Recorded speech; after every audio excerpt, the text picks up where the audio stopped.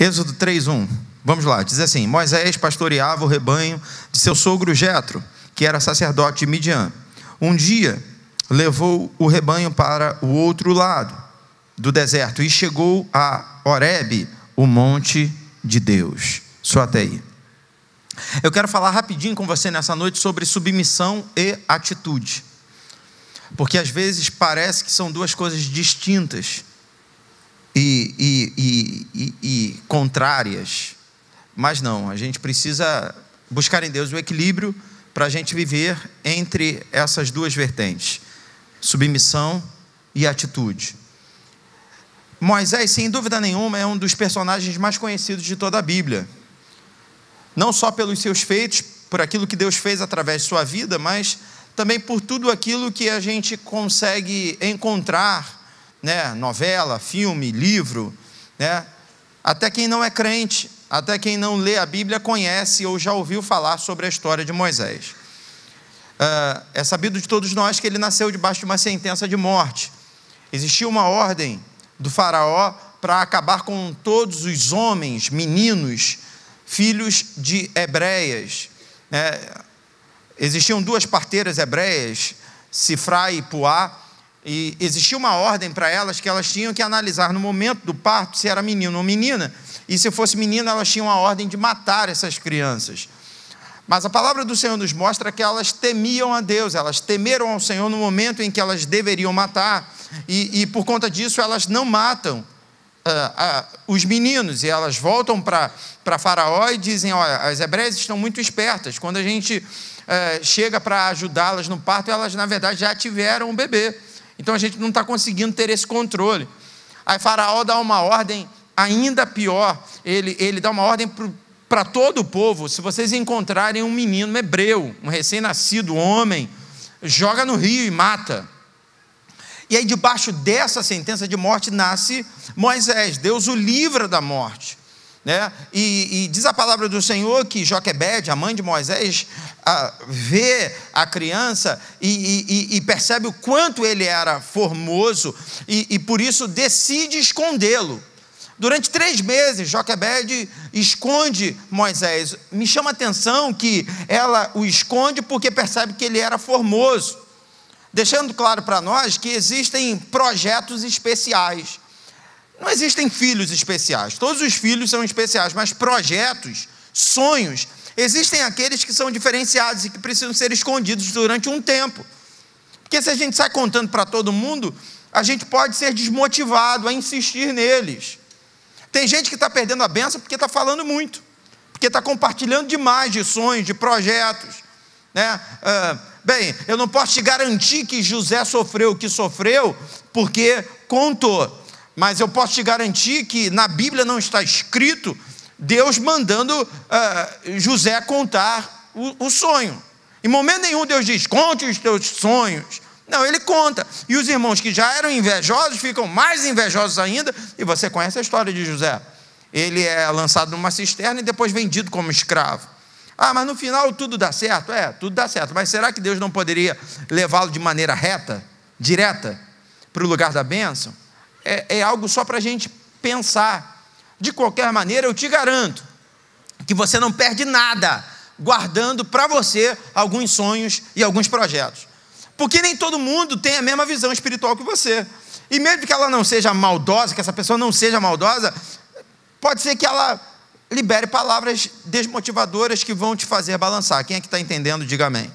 Bem, durante 3 meses Joquebede esconde Moisés, mas chega numa hora que não dá mais para esconder. Imagino que ele já estava, chorando bem alto, e aí ela então, para não deixar que os soldados ou que o povo egípcio o matasse, ela então o coloca dentro de um cesto e coloca esse cesto no rio. Ela entrega ele na mão de Deus. Ela diz: Senhor, não dá para esconder mais, agora está contigo. Só que Deus é tão tremendo que ela coloca o cesto no rio, o rio desce levando o cesto, e no momento exato em que o cesto passa, a filha de Faraó decide descer para se banhar. E quando ela chega no rio, ela vê um cesto passando e ela dá uma ordem então para que tirassem o cesto de dentro do rio. E quando ela abre o cesto, ela vê aquela criança linda. E aí ela decide adotar aquela criança. Ela diz: eu quero essa criança para mim. Miriam era a irmã mais velha de Moisés, acompanhava o cesto. Ela estava às margens do rio e acompanhava o cesto. E quando ela percebe a filha de Faraó pegando o cesto, ela se aproxima. E eu imagino que ela já se aproxima com uma ideia, né? Se a filha de Faraó vai pegar a criança, talvez ela precise de uma ama de leite. E aí, bem, acontece exatamente isso. A filha de Faraó percebe que para pegar aquela criança, ela precisa de alguém para amamentar. E aí, a irmã de Moisés oferece exatamente a sua mãe. Ela diz: olha, tem uma escrava hebreia que acabou de ter um filho e que pode amamentar essa criança. Olha que lindo, né? A mãe coloca a criança no rio, né? Entrega nas mãos de Deus e talvez entra para casa para chorar, e aí de repente alguém bate na porta e diz: o teu filho não morreu e a filha de Faraó vai cuidar dele e só quer que você amamente ele durante um tempo e ela vai te pagar um salário para isso. Olha que lindo, imagina, né? Você está com medo de perder seu filho, de repente você percebe que você não perdeu o seu filho e ainda ganha um salário para poder amamentar essa criança. Bem, ela amamenta a criança e quando a criança desmama, ela entrega na mão da filha de Faraó e aí Moisés cresce dentro do palácio. E sem dúvida nenhuma cresce com ele a expectativa de que ele poderia libertar o povo das garras de Faraó, de que ele poderia libertar o povo hebreu da opressão do Egito. O povo hebreu era escravo no Egito há mais de 300 anos. Eles completam um período de mais de 400 anos de escravidão. Mas naquele momento não tinham ainda completado 400 anos. Imagina que eles estavam escravos há 350, 360 anos. Imagina, agora a gente tem um representante nosso, a gente tem um hebreu dentro do palácio. Só que diz a Bíblia que Moisés, ele se desentende com um soldado egípcio exatamente para defender um escravo hebreu. E aí nesse desentendimento ele acaba matando esse soldado egípcio.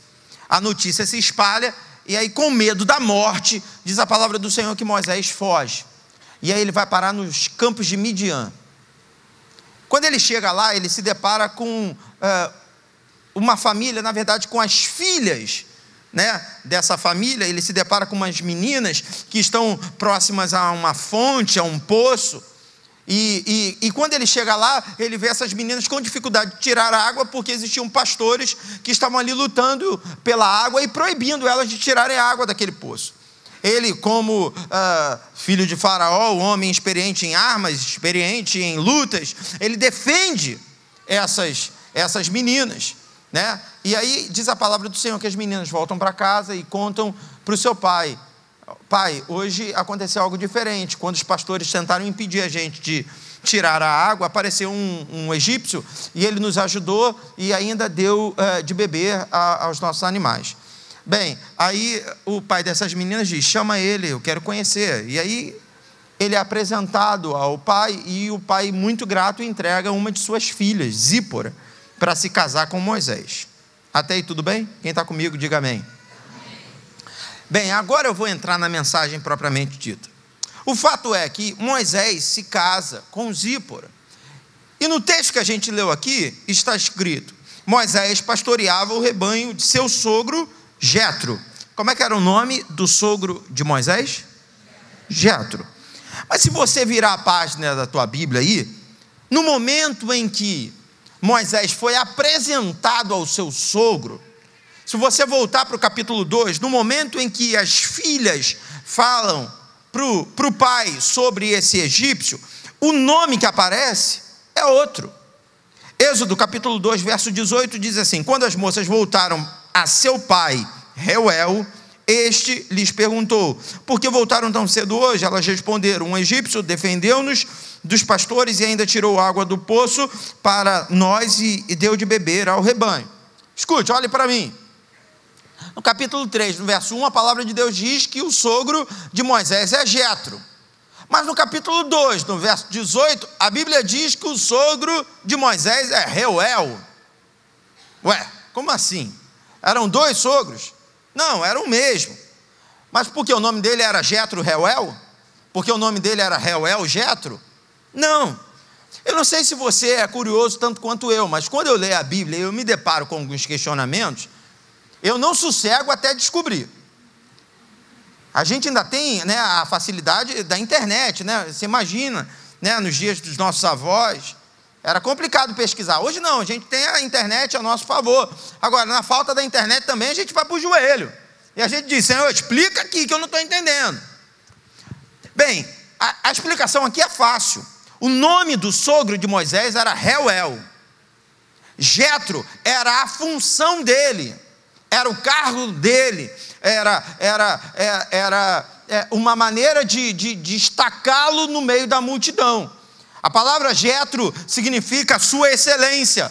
Jétro significa chefe. Jétro significa patrão. Isso muito se deve ao fato de que Jétro era sacerdote em Midian. Então, quando a gente lê aqui no capítulo 3, no verso 1, Moisés pastoreava o rebanho do seu sogro Jétro, a gente pode ler também que Moisés pastoreava o rebanho do seu sogro chefe, seu sogro sua excelência, seu sogro patrão. Olha para mim, se o negócio já parecia complicado, vai ficar mais complicado ainda. Por quê? Entenda, o cara era príncipe do Egito. Moisés tinha tudo do bom e do melhor. Pensa no melhor condomínio da Barra. Era lá que Moisés morava. Pensa na melhor casa desse melhor condomínio. Era nessa casa que Moisés morava. Nós estamos falando do governo mundial. O Egito tomava conta do mundo. E Moisés era filho de Faraó. Ele era filho da filha de Faraó. Ele estava ali, no meio. Mas de repente, por causa de uma briga, ele sai correndo. E eu acredito que a briga foi só o estupim da história toda. Eu acredito que Moisés já estava incomodado, porque ele era um hebreu morando no meio de egípcios. Eu acredito que Moisés já não concordava com uma série de coisas ali. E a morte daquele soldado egípcio foi só a gota d'água. Mas o cara era rico, o cara era poderoso. E aí ele sai, vai para os campos de Midian, conhece Zípora e passa a trabalhar para o seu sogro.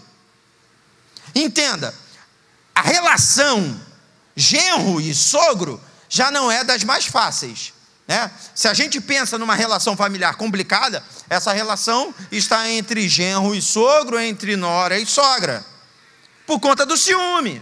Normal, amor demais, né? A mãe ama muito, o pai ama muito. Aquela história, né? O pai chega e diz assim: vocês estão precisando de uma pintura na casa, eu vou pagar, eu vou dar tinta, né? Aí o genro acha bacana, legal, que bom, eu não estava com dinheiro mesmo para pagar essa tinta, meu sogro vai pagar, que legal. Ele sai para trabalhar, quando ele volta, ele chega, a casa está cor de abóbora. Aí diz: o que houve aqui? Meu pai deu a tinta. Mas quem é que escolheu cor de abóbora? Ele. Mas como assim ele escolheu? É ele que deu o dinheiro. Não, isso não acontece aqui, não. No meio de vocês nunca aconteceu nada parecido com isso. Então já é uma relação complicada, genro e sogro. Aí pior ainda quando a gente pensa numa relação entre empregado e patrão. O patrão de Moisés era o sogro dele. Eu vou falar uma coisa para você: Moisés tinha tudo para catar Zípora e voltar para o Egito. Ele tinha tudo para dizer assim: estou fora, não vou ficar aqui não. Que humilhação é essa? Presta atenção, o nível de submissão de Moisés era tão alto, que a Bíblia não diz que ele estava cuidando do seu rebanho. Ele não larga o palácio para cuidar do seu próprio rebanho. O nível de submissão dele é tão alto que ele larga o palácio para cuidar do rebanho de uma outra pessoa, do sogro. Ele deixa de ser chefe para ser empregado. Tenta fazer uma aplicação prática aí. Imagine se de repente a tua vida virasse e você deixasse de ser chefe para ser empregado, deixasse de ser patrão para ser submisso à ordem de uma outra pessoa.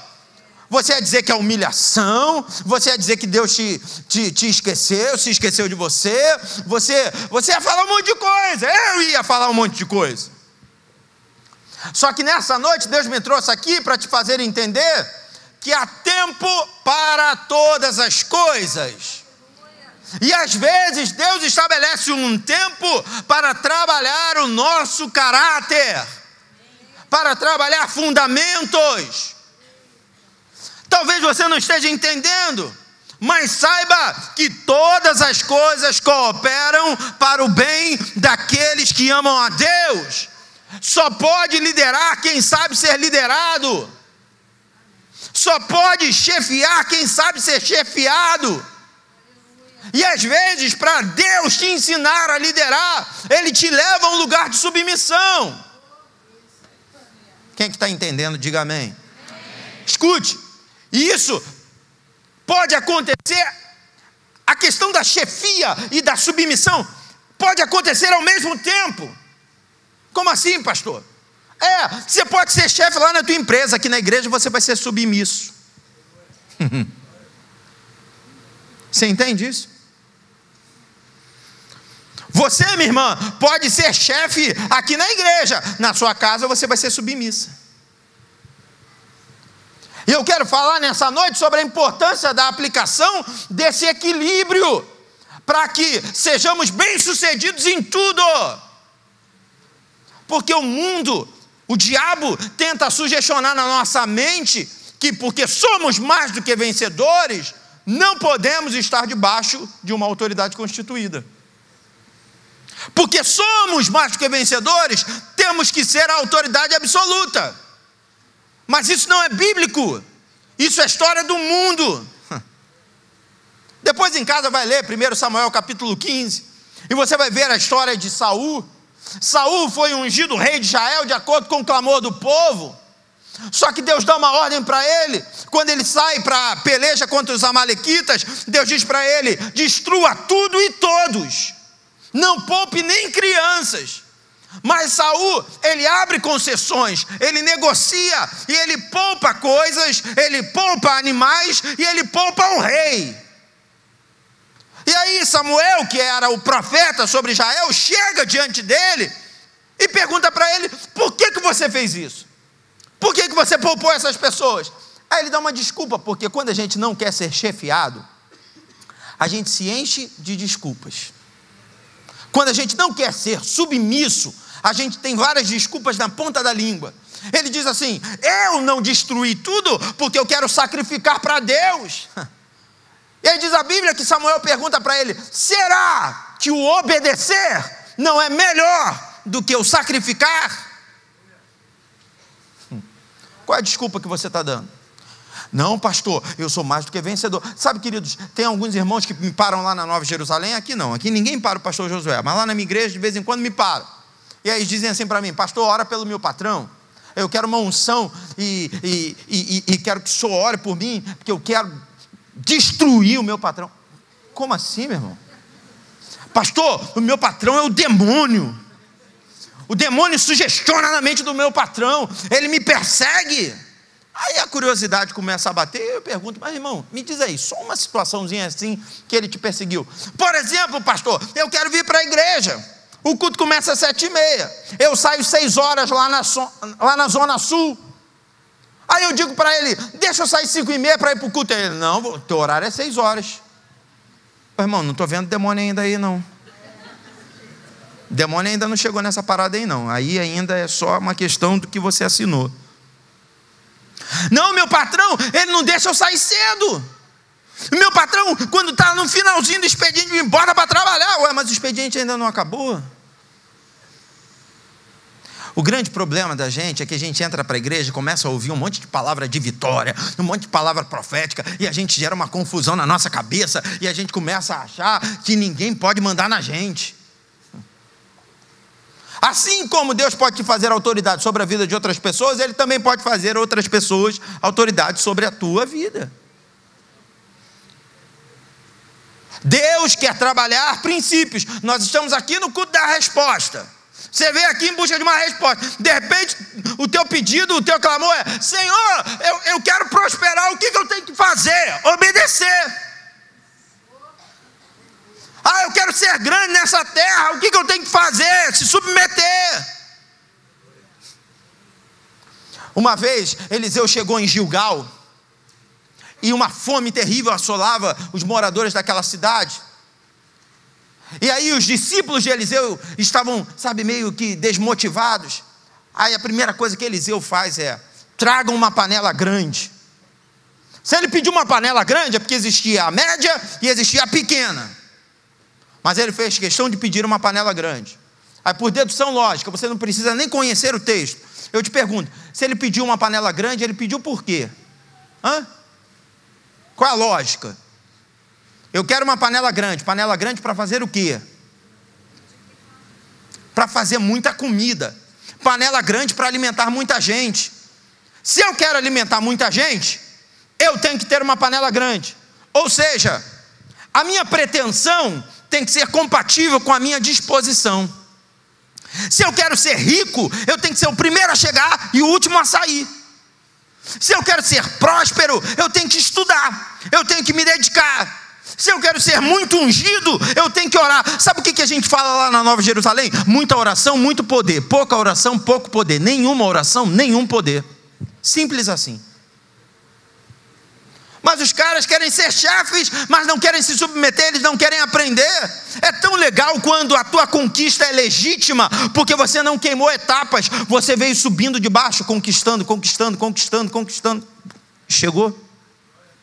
É tão bonito quando você fala com autoridade para alguém que está debaixo de você, porque um dia você passou pela posição dessa pessoa. Resposta que Deus tem para você é: se submeta para chegar a algum lugar. Resposta que Deus tem para você hoje é: entenda e aceite a submissão como um carinho de Deus para o teu caráter. A palavra de Deus diz que nós somos vasos na mão do oleiro, e o texto que diz que precisamos ir para o oleiro diz que a gente tem que descer. O texto não diz o vaso tem que subir, o barro tem que subir, não, tem que descer. A casa do oleiro fica embaixo. Então a formação do nosso caráter muitas das vezes é debaixo de uma autoridade constituída. Queridos, Deus queria fazer de Moisés um cara espetacular. Imagine se o anúncio para a semana que vem fosse: quarta-feira que vem, culto da resposta à presença do pastor Moisés. Que pastor Moisés? Moisés, o cara da sarça, mesmo, dos 10 mandamentos. Imagine se passasse aqui, sabe, o filme Comando Vermelho e sei lá mais quem, Terceiro Comando e Bin Laden, e todo mundo cercando uns crentes que estavam fazendo oração ali na praia, na Barra. Estão orando ali e tal, e de repente, vamos matar, vamos destruir. Aí o pastor Moisés está lá no meio também, na oração. Aí o pastor Moisés diz: Senhor, e agora? Aí Deus diz para o pastor Moisés: por que clamas a mim? Diga ao povo da igreja batista Atitude que marche. Toca no mar e ele vai se abrir. Aí o pastor Moisés vai lá e pum, toca no mar. Aí a praia da Barra abre no meio. Aí vocês passam, e aí entra Bin Laden, Saddam Hussein, vem todo mundo, não sei o que, Fernandinho Beiramar. Aí os caras entram dentro do mar. Quando o último da Batista Atitude pisa fora, o mar se fecha, mata todo mundo. Acabou com todo mundo numa pancada só. Imagina, acabou a violência no Rio de Janeiro numa pancada só. Eu sei que parece engraçado, mas foi exatamente isso que aconteceu através da vida de Moisés. Imagine se isso acontecesse nos nossos dias. Querido, não ia caber de gente aqui não. Se o pastor Moisés viesse... Pastor Moisés foi o cara que orou e caiu maná do céu. O pastor Moisés foi o cara que orou e saiu água da rocha. Que currículo é esse, hein? Não existe no meio evangélico, nos dias de hoje, alguém nem parecido com a manifestação de Deus em sua vida, como Deus fez na vida de Moisés. Agora, para ele chegar nesse patamar, ele precisou viver 40 anos servindo o seu sogro. Quem está entendendo aí, diga amém. Eu quero que você comece a entender o serviço como uma faculdade. Eu quero que você comece a entender a submissão como um tempo de preparo. Deus vai me levar além. Eu vou suportar aqui, porque eu sei que vai chegar o dia da honra. Eu sei que vai chegar o dia da minha colheita. A Bíblia nos mostra até reis se arrebentando, porque não entenderam a submissão. A Bíblia nos mostra homens poderosos da terra que não conseguiram entender a questão da submissão e tiveram um fim terrível. Segundo Crônicas, capítulo 26, a Bíblia nos conta a história do rei Uzias, um homem poderoso e que fazia aquilo que era justo diante dos olhos de Deus. Só que teve um dia que ele decidiu entrar no templo para ofertar no lugar dos sacerdotes. Isso não era responsabilidade dele. Mesmo ele, como um soberano, precisava entender que cada um no seu quadrado. Ele precisava entender que, mesmo ele sendo rei, algumas pessoas tinham responsabilidades e precisavam ser respeitadas. Porque também tem uma outra história aí. Gente que não consegue ouvir ninguém. Se olhe no espelho, você tem 2 ouvidos e uma boca. É uma questão matemática. Você não tem 2 bocas e um ouvido. Você tem 2 ouvidos e uma boca, ou seja, você tem que ouvir mais e falar menos. Mas eu sou o soberano, eu não ouço ninguém. Eu sou o poderoso, eu não me dobro diante de ninguém. Uzias decidiu entrar no templo e fazer aquilo que não era para ele fazer. Diz a palavra do Senhor que os sacerdotes entram atrás dele e dizem para ele: vem cá, o senhor entrou aqui, o senhor não pode entrar aqui não, isso não é responsabilidade tua não. Ele disse: eu sou o rei. Pumba! O que é pumba? Apareceu uma lepra no meio da testa dele. Não foi uma espinha não. Às vezes uma espinha já não, né, já incomoda. Não foi um galo não. Uma lepra abriu no meio da testa dele. Ele ficou desesperado a ponto, os sacerdotes nem precisaram mandar ele sair, ele mesmo saiu correndo. Ele mesmo saiu correndo. E diz a Bíblia que assim foram os últimos dias daquele rei. Morreu isolado, longe de todo mundo. Por quê? Porque uma lepra, pumba, surgiu na mente dele, surgiu na testa dele, porque ele desobedeceu. Mas para eu caminhar para o final da mensagem, entenda: a tua submissão não pode engessar a tua atitude. Aliás, fala para o teu irmão isso: tua submissão não pode engessar a tua atitude. O texto que a gente leu diz: Moisés pastoreava o rebanho do seu sogro-chefe, ok? Jetro, que era sacerdote de Midian. Repita comigo assim: um dia, apesar de toda a submissão, a gente está ligado com Deus. Um dia, levou o rebanho para o outro lado. Escute, se ele levou o rebanho para o outro lado, é porque ele normalmente, se um dia ele levou, vamos colocar esse lado como esquerdo, tá? Se um dia ele levou o rebanho para o lado esquerdo, é porque normalmente ele levava o rebanho para o lado. Apesar de toda a submissão dele, um dia ele decidiu mudar de direção. Mas entenda, a mudança de direção não ofendia, não machucava, não arranhava a sua submissão. A mudança de direção nada tem a ver com desobediência. A mudança de direção, na verdade, tem a ver com ideia, empreendimento. Vamos voltar para a história do funcionário? Eu sou aquele funcionário que sou o primeiro a chegar e o último a sair. Eu sou aquele funcionário Caxias que obedece o patrão. Mas essa minha submissão não pode engessar em mim a possibilidade de surpreender o meu patrão. Como assim? Ele não me pediu para apresentar esse projeto, mas eu posso apresentar. Não estou passando na frente de ninguém, não estou passando ninguém para trás. Na verdade, eu estou tentando fazer algo além. Por exemplo, quando você abre a Bíblia, ou melhor, quando você abre o dicionário e procura o significado de justiça e de retidão, o significado é o mesmo. Mas quando você lê a Bíblia, fica clara a diferença. Alguns homens na Bíblia são chamados de justos, mas poucos são chamados de justos e retos. Porque o justo é aquele que faz o que se pede. Agora o reto é aquele que faz o que ninguém pediu. Ele surpreende, ele vai além. Eu não poderia parar a mensagem na metade falando sobre submissão, correndo o risco de te fazer sair daqui pensando em simplesmente viver uma vida engessada. Eu quero falar sobre submissão como algo imprescindível, fundamental, mas que não pode engessar a tua atitude. Eu sou submisso, mas por que não surpreender? Não é passar o outro para trás, não, é surpreender, é ambicionar aquilo que está liberado, entende? Aquilo que está solto. Eu trabalho com música há mais de 20 anos, nós temos um estúdio de gravação há 17 anos, e eu, pela misericórdia de Deus, já ajudei no CD de muita gente. E se tem uma coisa que me mata, é quando alguém bate lá na porta do estúdio e me pede ajuda e diz assim: pastor, eu quero fazer um CD, mas eu quero um CD igual o da Batista Atitude.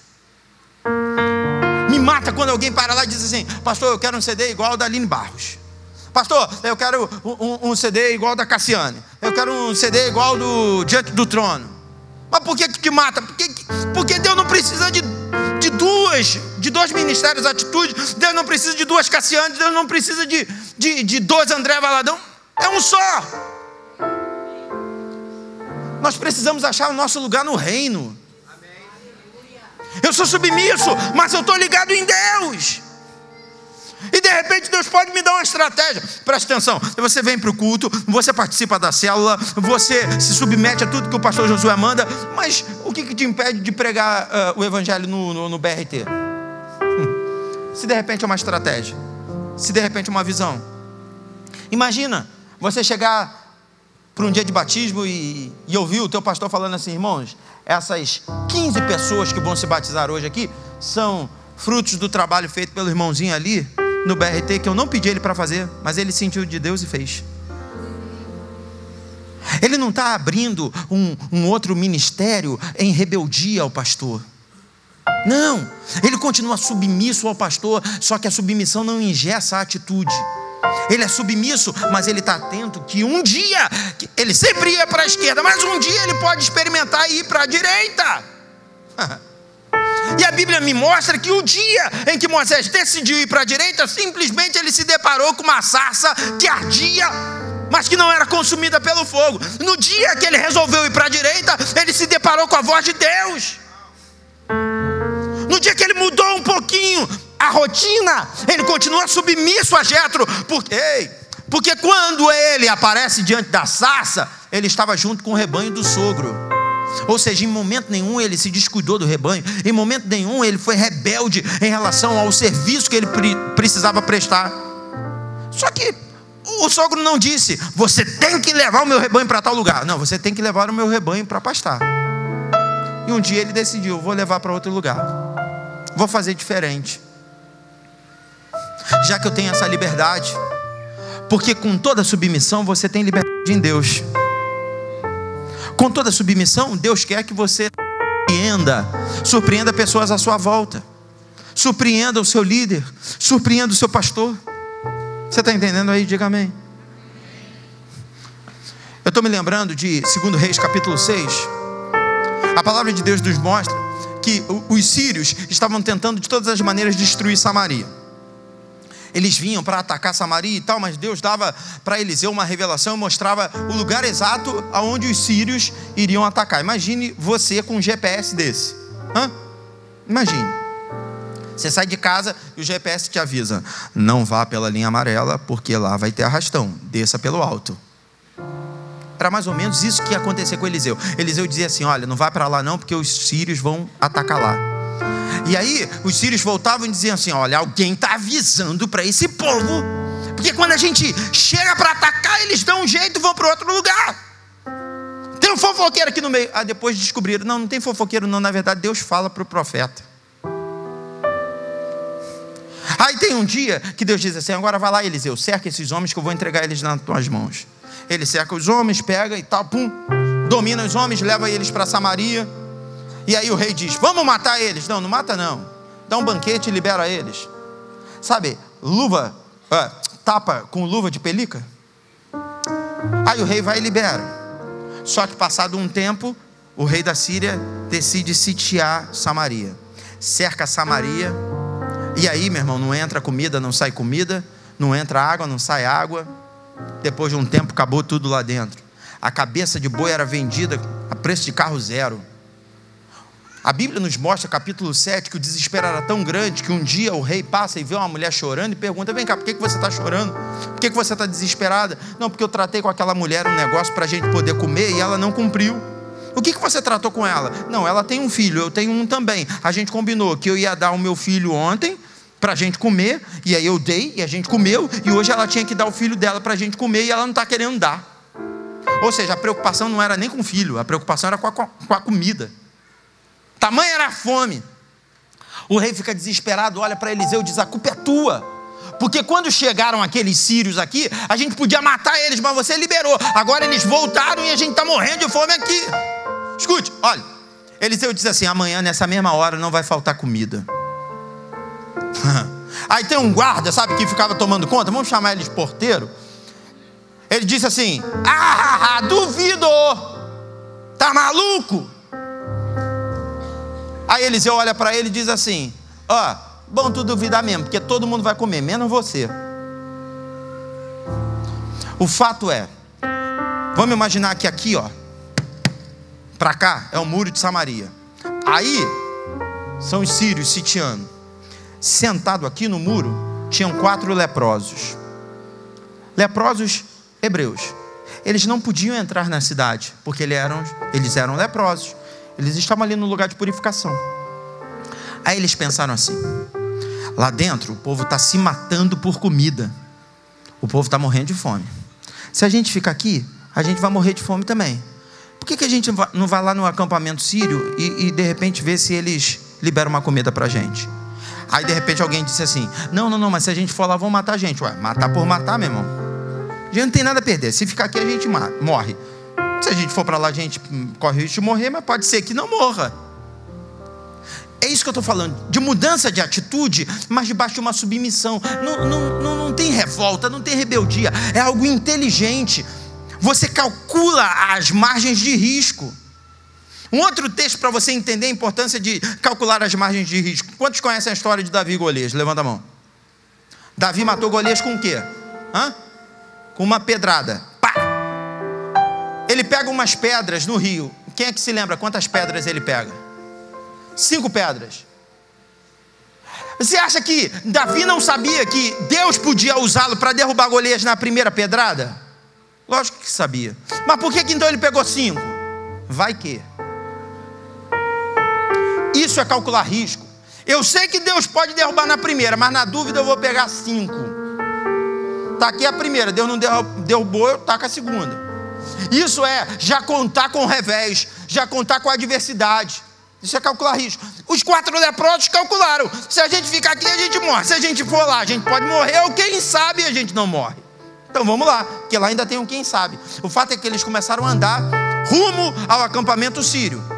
E aí diz a palavra do Senhor que um som fez com que as pegadas deles se multiplicassem. Eles andavam e não parecia 4, pareciam 400 mil. No acampamento sírio, eles começaram a temer e começaram a falar um para o outro: será que Israel se juntou com outros povos e montou um grande exército para acabar com a gente? Não vamos ficar aqui para conferir, vamos meter o pé. Aí você imagina, vocês são os sírios, acampamento sírio. Vocês ouviram os passos de 400 mil homens.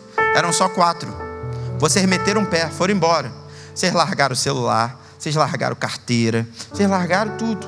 Outro dia eu estava num shopping aqui com a Denise, aqui com as crianças aqui no shopping na Barra. De repente alguém gritou assim, veio correndo assim: é tiro! Eu nem ouvi o tiro, querido. Denise não ouviu o tiro. Mas quando eu olhei já não tinha mais Denise, não tinha mais João Vitor, Jonathan. Os moleques saíram correndo, largaram tudo na mesa. Falei: meu Deus do céu, eles não ouviram o tiro, alguém gritou. Então imagina, vocês ouviram o espaço, todo mundo mete pé, vai embora.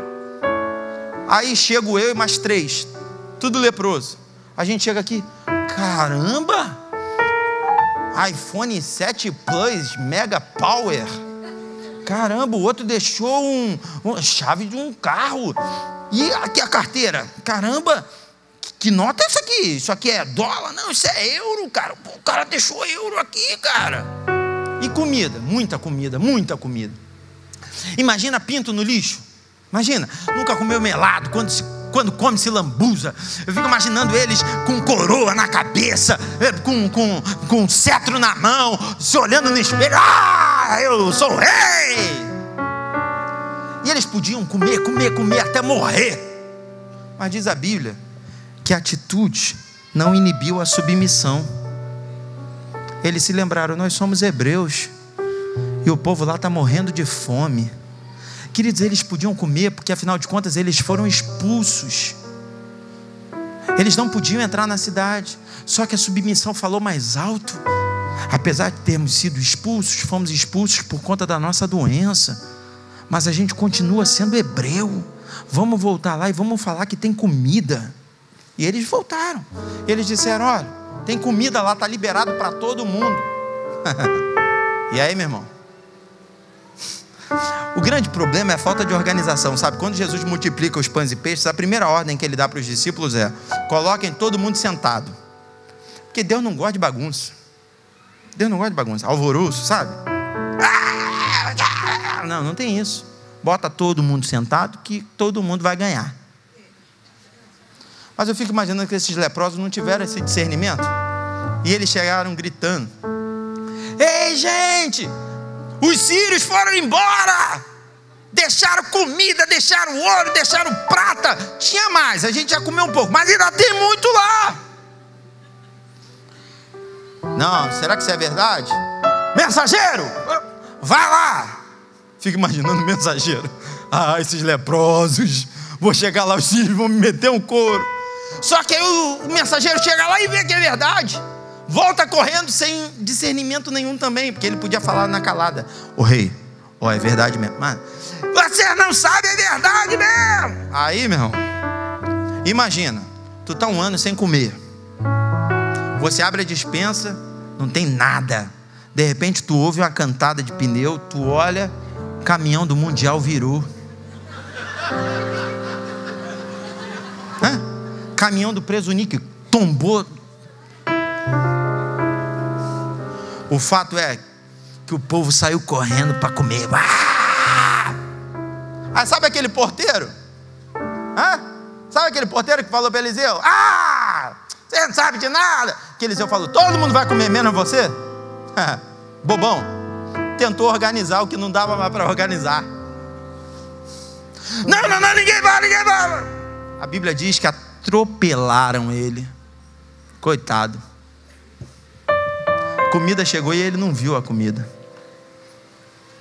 Você vê como a submissão e a atitude se misturam o tempo inteiro. Eu vou terminar. Você conhece a história de Esther? Existia um general chamado Amã. Esse general queria que todo mundo se humilhasse diante dele. Aí o tio de Esther não se humilhava. O general então fez um decreto para matar todos os hebreus. Ele podia fazer um decreto para matar só Mardoqueu, que era o tio de Esther. Mas não, ele fez um decreto para matar todo mundo. Aí o rei disse: ok, você falou, está falado. Aí Mardoqueu manda chamar Esther e diz assim: tem um decreto aí que está dizendo que vai matar todo mundo. Aí a Esther diz assim: não, mas eu não posso falar com o rei. Ninguém vai até a presença do rei sem que ele mande chamar. Se eu entrar na presença dele sem ele me mandar chamar, ele vai me matar. Aí sabe o que Mardoqueu fala para Esther?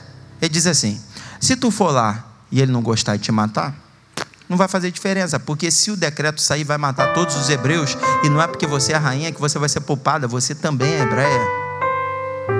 Aí ela pensou: opa, parada vou morrer, vou tentar. Aí o que ela faz? Ela bota a melhor roupa. Se liga aí, minha irmã, isso é de Deus para a tua vida. Ela bota a melhor roupa, ela passa um perfume daqueles. Pastor, o que ela fala? Ela não fala nada. O perfume e a roupa falam por ela. Ela entra e só desfila. Sabe aquele lobo do desenho do Pica-Pau? É assim que o rei fica. O rei olha para ela, e aí ele pega o cetro, estende para ela. Imagina se teu marido falar isso para você hoje, irmã. Receba aí. Ele estende o cetro e diz assim: me pede o que você quiser. E independente do teu pedido, até metade de tudo o que é meu é teu também. Forte, hein? Receba aí, minha irmã. Menos você, Denise. Você não receba não. Atitude. Ela teve uma atitude. E simplesmente a atitude dela livrou o povo hebreu inteiro. Se ela não tivesse uma atitude, eles iam morrer. Ah, mas ela foi atrevida e tal. Entenda, existe uma linha tênue. Tem gente que não se submete porque acha que se submeter vai ficar engessado. Não. Dá para equilibrar isso. Dá para viver entre a submissão e a atitude. Vamos ficar de pé. Eu já vou passar a palavra, mas o Espírito Santo ministrou algo ao meu coração. Existem pessoas que estão com dificuldade. Vida pessoal, casamento, namoro, noivado, vida profissional. Porque não conseguem visualizar essas linhas finas, essas linhas tênues. Ou se arrebenta todo porque é só submisso e aí é engessado. Então acha que não pode surpreender, não pode fazer uma faculdade. Não pode nada.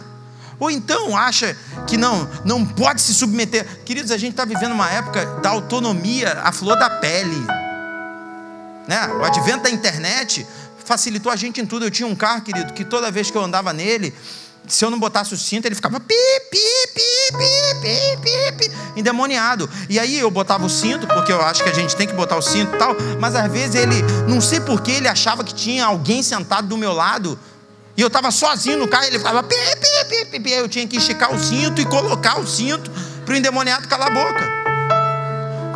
Um dia eu entendi, outro dia, teve um dia que começou a me irritar e eu fui no YouTube. Tutorial para tudo no YouTube, irmão. Você quer fazer bolo de cenoura? Digita como fazer um bolo de cenoura. Vai aparecer no YouTube alguém te ensinando. Fala, galera, estamos aqui no canal do YouTube, que não sei o que, não sei o que lá, né?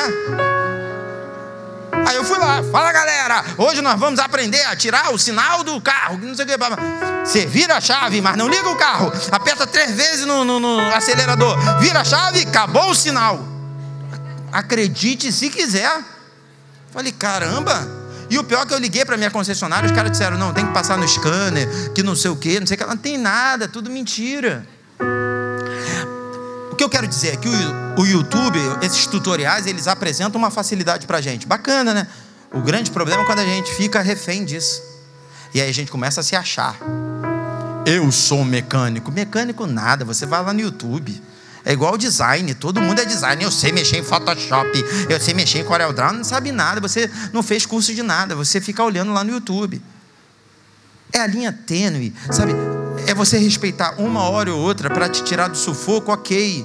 Mas você não pode ficar dependente disso e deixar de ser alguém aplicado. Entende? Porque daqui a pouco não existe mais faculdade. Daqui a pouco ninguém mais faz faculdade, todo mundo vai, fala galera, todo mundo fala galera. Porque todo mundo ensina tudo. É impressionante, faça esse teste. Pensa numa coisa, quando você chegar em casa, tu pensa numa coisa, tu digita no YouTube, vai aparecer alguém que vai te ensinar a fazer. Coisa mais maluca, como fazer isso? Vai aparecer. Bom, mas tem que ser vivido com equilíbrio. E esse equilíbrio só Deus pode te dar. Só Deus. Ele é que ilumina. Ele que diz assim, aqui ó, ok, mas aqui está demais. Se submeta aqui, para ouvir aqui, ouça, porque senão a gente fica... Eu tenho 2 filhos, 2 meninos, um de 10 e um de 13. Imagina, é o dia inteiro, fala galera, é o dia inteiro no YouTube. Se a gente não cortar, de vez em quando eu vejo claramente os caras, pai, vem cá, me ajuda a passar dessa fase aqui. Aí eu pego no controle, não é assim não, pai. Aí quando vai na primeira fase que eu vou pular, não é para pular não, pai, é para abaixar. Eu falei, se tu sabe, então para que você me pediu? É assim. A gente está vivendo dias assim, onde a gente quer ajuda, mas não sabe pedir ajuda. Onde a gente quer ajuda, mas não tem paciência para esperar. Só Deus para trazer esse equilíbrio entre a submissão e a atitude.